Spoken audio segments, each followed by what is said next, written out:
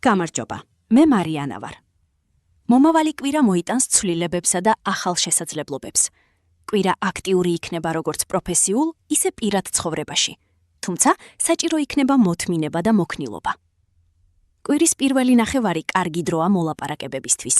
შუა პერიოდში გაიზრდება ემოციური ფონი და დაძაბულობა. კვირის ბოლოს ენერგია უფრო მშვიდი გახდება. ახლა გეტყვით ვის გაუმართლებს. ტყუპები. ახალი იდეები წარმატებას მოგიტანთ. ლომი. თავდაჯერებულობა დაგეხმარებათ მნიშვნელოვან ნაბიჯებში.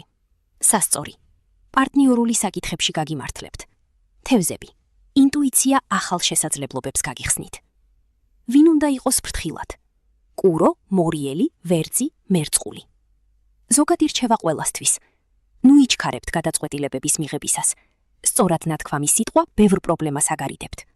გახსოვდეთ, მთავარი კარგი განწყობაა. ბედნიერ კვირას გისურვებთ.